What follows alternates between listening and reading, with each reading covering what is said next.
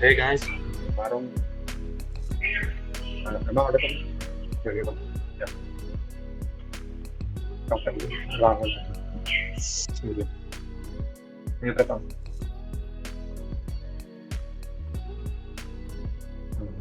Okay, let's begin. So, yeah, so, today's topic is about introduction to the databases. Let me just prepare my screen.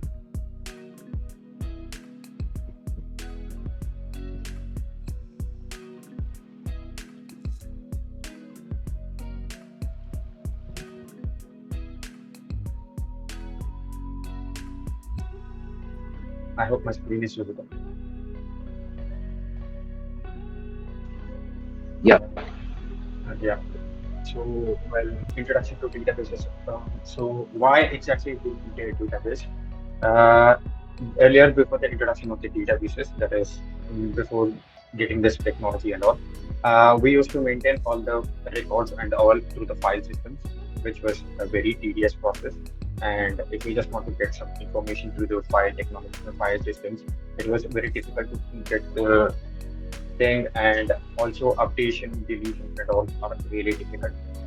So what exactly the file system does is we use pen and paper mode to record all the documentation, and whenever we just wanted some information from it, we search through the papers and the files and all and get the required information. So these are the limitations of a file-based system, that is separation and isolation. For example, if you just want to, if you just have a whole library and if you just want to get a proper separate book in which you just need some specific information. It was really difficult at that time before the introduction of databases. So, and duplication, that is maintenance of this particular issue and all are really difficult. So, these are some limitations listed above. So, this is the history of database systems before getting into the what exactly is a database. Um, we had some three generations of database management systems. We are in the third generation right now, that is the object-oriented database systems. So, getting into the topic, what exactly is a database? So basically, a database is a collection of self-describing and integrated data files. In general, what exactly a database means is we are just having an organized collection of data which is stored in a computer. And if we just want to know a particular information related to something, we'll just fetch it. Basically, for example, we do have a database of our whole books and all in our central library. If we just want to know how many hard copies were available for a particular book, you can just see that the librarian there just types the whole book name, and we'll get to know what exactly are the number of copies available. So that is basically a database in general. So what exactly does a DBMS environment? What exactly is a DBMS and the difference between the DBMS and database? So basically, database is kind of databases. We have relational, non-relational, which we'll be getting in the initial parts. Database management system actually consists of this whole components like the hardware, the software, data, people, and the procedure. Where exactly it is kind of basically the whole management of the databases which we are trying to work on. And coming to the what exactly is the advantage of database over the files system is it has the redundancy. You can just control the redundancy. For example, in the file system, if you just happen to enter a particular information, and if you just wanted to, and there is a chance that you might enter the same info again. DBM, with the help of DBMS, that is through the computer systems, we can actually reduce that issue, and consistency integrity is maintained through the databases. And these are some advantages. Uh, up till here, anyone have any doubt, or am I going too fast? a little bit fast, Sorry. a little bit fast. Oh, okay. Where exactly do you want me to repeat? Or- like DBMS environment. Can you repeat it? Uh, yeah, yeah. We are in the DBMS environment. Basically, we have the hardware, that is basically the whole architecture which the client runs between the client and server, and the software, basically the DBMS, the whole database management system, the networks which we are working on, and the applications. These are kind of deeper concepts in the DBMS, which we don't generally require while working on the web dev side. We will just more concentrate on relational and non-relational databases. So that's why I was going a bit fast here. So the third component is data.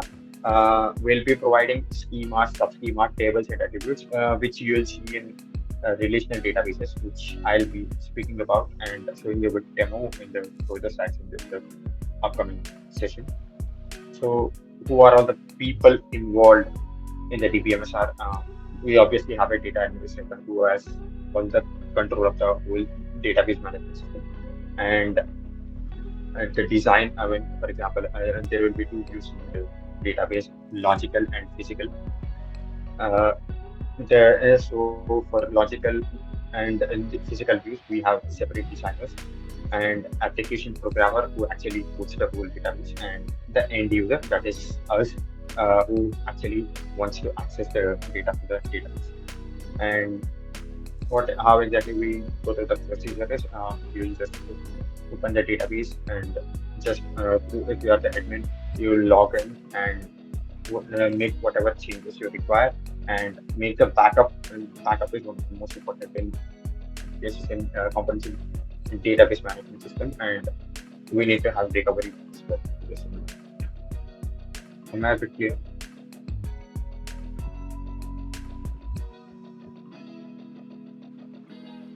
Yes, bro. Clear. Okay. Coming to the limitations of databases, database management systems, it kind of depends upon the project which we are trying to work on. Depending on the project we're working on, the size and cost and maintenance for the database management system might increase, and also the complexity might increase. If we just happen to choose a wrong database, there is a chance that the complexity of the whole application will increase, and it will be difficult for us to retrieve the data and all. And coming to the performance, sometimes basing on the database which you are choosing, performance may vary, and it is important to choose which type of database we actually require. And I have made a article on it, so how exactly you need to choose the database. And you can refer to this. This will be shared after the session. So these are some limitations. And coming to the types of databases which we'll be discussing right now, there are two types of databases which we'll be discussing: relational and non-relational databases. So, in relational database management systems, we basically have records and fields. That is, we'll be having tabular formats in which the data will be stored in the form of records, that is the rows, and fields, that is the columns. Uh, Basically, we'll create tables for each independent component, and we'll just connect through the tables so that the whole database can be managed through primary keys and important keys, which I'll be showing you in a moment. Um, am I clear regarding the relational database? Yeah. Okay. Similarly, we do have non-relational databases which are gaining popularity these days, like the MongoDB and all. So basically, what exactly with the thing with the non-relational databases, we don't require a proper schema or a proper table to be defined at the before at the beginning itself. That is, we can have the unstructured data. That is, basically, we don't require any table models. We can just store the whole database in a single document file, and you can have basically the unstructured data, and that is more dynamically we can just update the data with the non-relational databases. So we can coming to the relations between them, if we just happen to compare the relational databases and the non-relational databases, no, if we just wanted to have flexibility in our project, uh, we can go for a non-relational database because, like I mentioned before, for a relational database, we actually need to have a schema defined before the whole before the whole project at the beginning of the project itself. That means if we just want to have some major changes at the later stages of the project, relational databases might cause a big issue for us. And in non-relational databases, data can arrive from many locations, whereas in the relational databases, the data can arrive only from particular locations. So if we just have if we are going for a minor project, and if we just know what are the types of attributes and what exactly, if we just have if we just have a complete idea on the project, you can obviously go for a relational database. That will be a better option. But if you are having a project which will have some dynamic changes, and if you just need to update in a dynamic manner, non-relational databases are preferred, and that's the reason non-relational databases are actually gaining popularity these days. So, well, most of you guys are from second year or first year.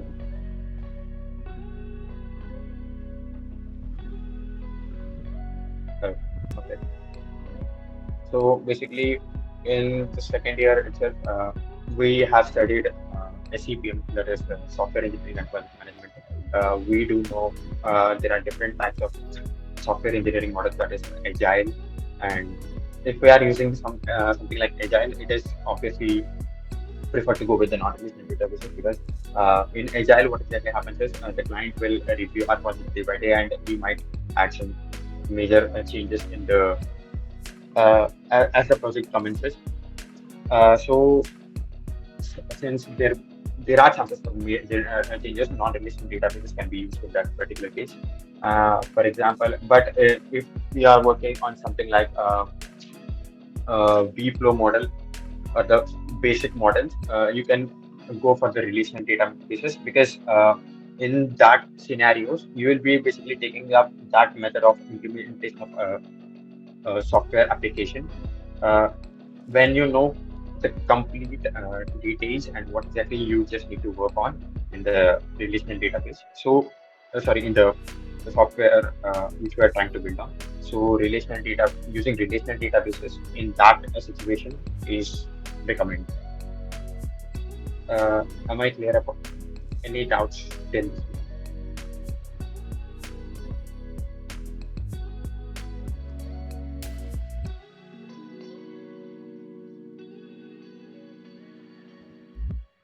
Kunal? Yeah, no doubts. Yes. Yeah, we can proceed. Okay. So basically, for my skill, if you just want to have I'll just go through some basic syntax on how to create a MySQL tables and how exactly we can just the basic CRUD operations, and we can end the session. Right. Let's start at it. First, you need to have MySQL installed in your system. You can actually do this to a quick YouTube video, and it's fine. So first, go to the location in your command prompt where exactly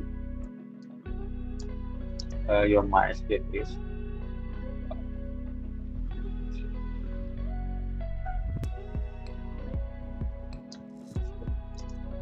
And and so just go to the location where your MySQL folder is in your system, and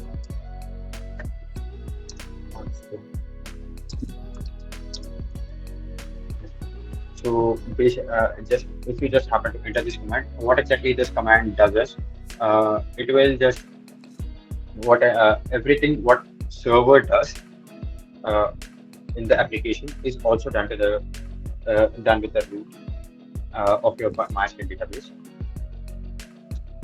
So you will be asked to enter your password, and now you can just create tables. See, for example, you can see the databases which you have. Oh, sorry.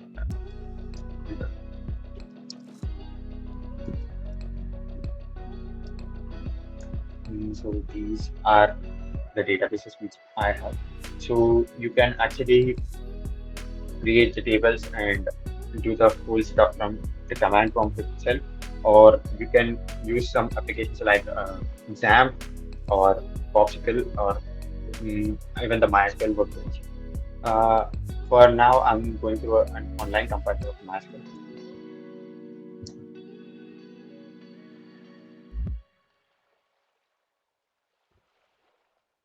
So let's just create a base table. The syntax will be we can actually use capitals in uppercase letters or in the lowercase letters. Both of them are accepted. I'll just create student database, student table.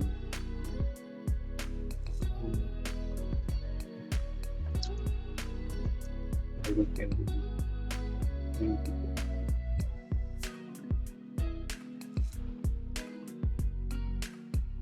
registration number and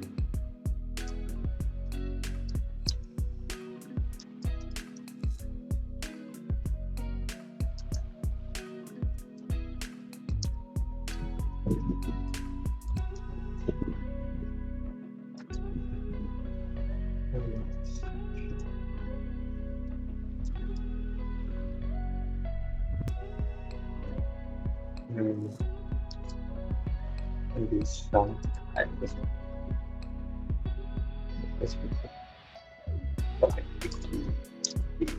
ID. Uh, any suggestions, guys? Any more attributes to add? I'm just giving some basic.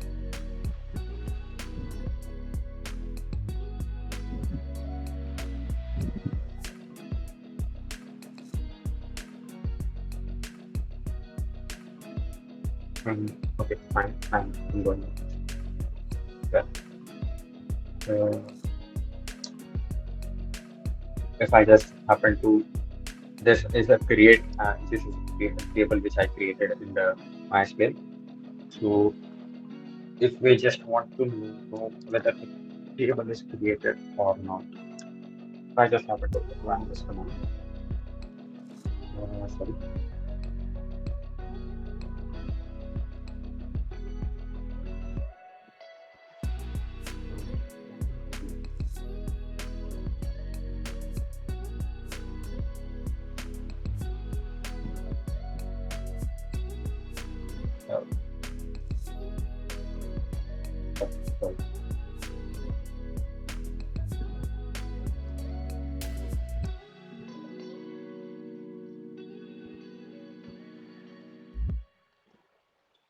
Oh, okay. My bad.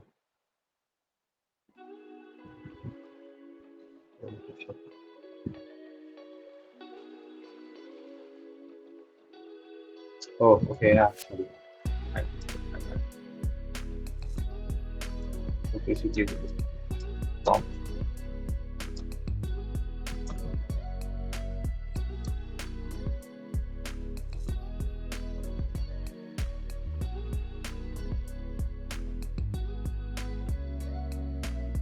I guess the data type for int reg number, Oh, is yeah, that yeah. the Sorry, correct sorry. way? Yeah, first, we just need to get the attribute name and the type of attribute.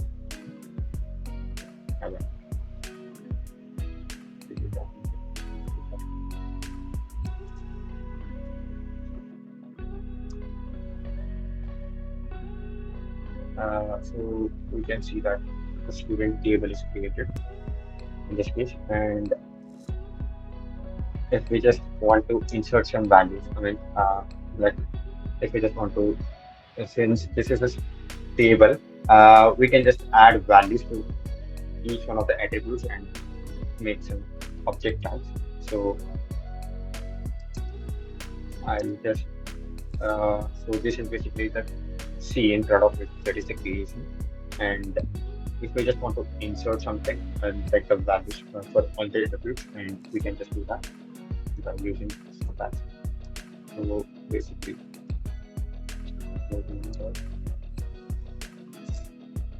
mm,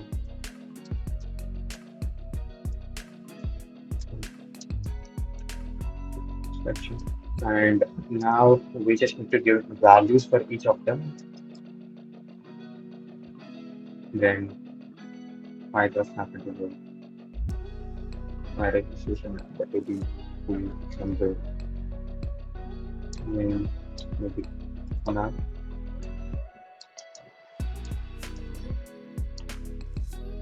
and section maybe E.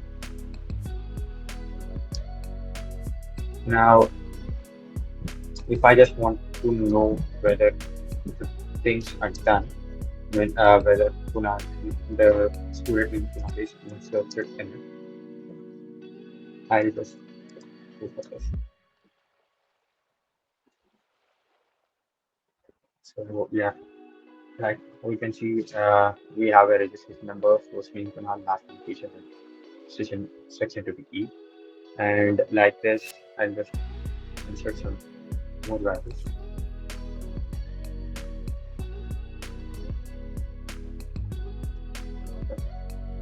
Sorry.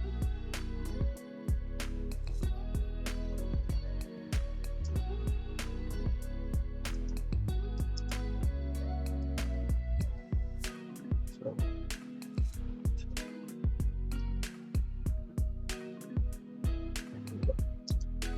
and we'll look at this.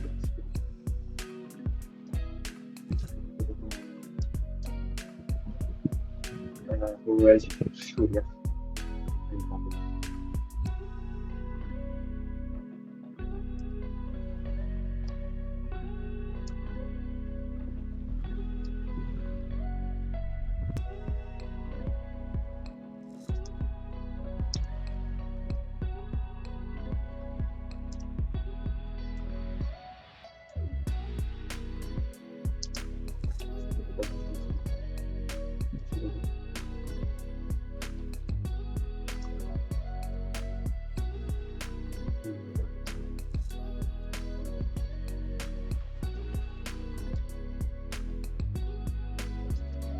So we'll just check all the students. We can see this is working. So if I just want to fetch a specific data from this table, what I can just do is from student, I use a keyword where. Basically, what exactly the where does is if we can just use a specific value for a specific attribute, that entire row will be fixed. For example, first name is Raghu.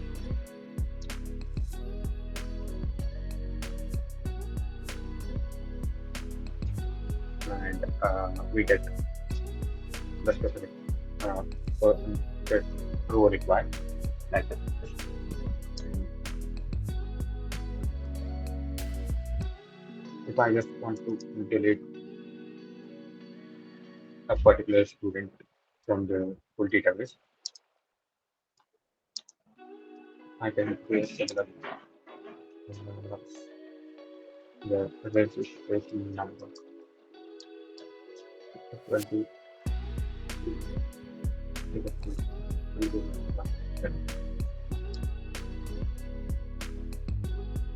and if I just select from here now, then just do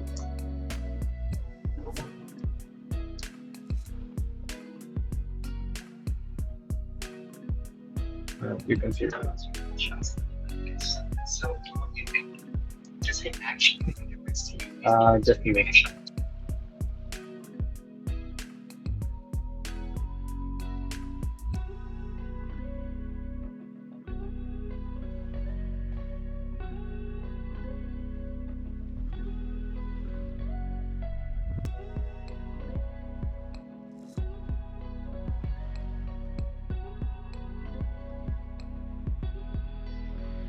Yeah. So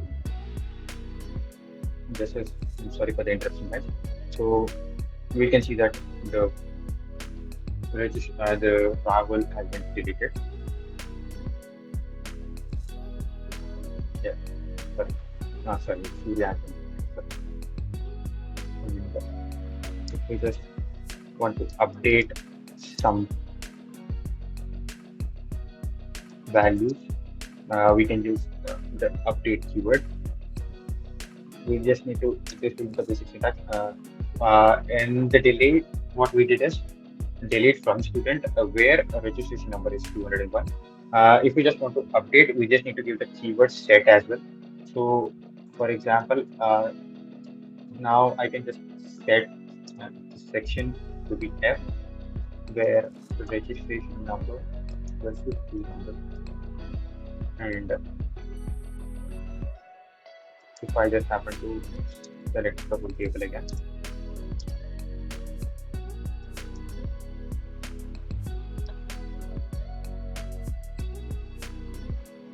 you can see that Kunal's section has been updated.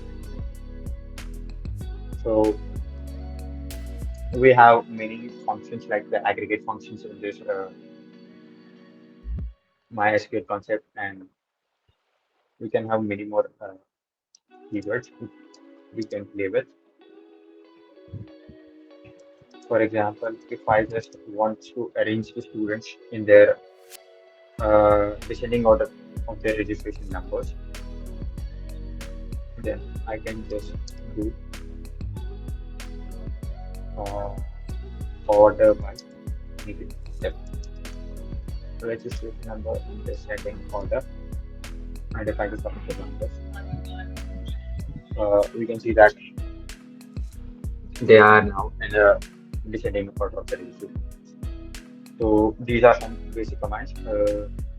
I'll just provide the basic command cheat sheet for the MySQL in the link. And similarly to the MySQL, you can have the NoSQL concepts as well. For example, the MongoDB, the syntax will be slightly different, and we won't be creating tables in that case, but it will be almost similar to that. So I'll just provide the whole concept. I mean, I'll just provide the whole cheat sheets for both MySQL and MongoDB. You can refer to that, and if you have any issues, you can reach out to us. I also posted some. I also have written an article on the introduction to the databases, which will be the which for which the link will be shared after this session. You can have a look at. Kunal, I think you can. Does anyone have any doubts regarding the basic creation of the database? Sorry, MySQL database.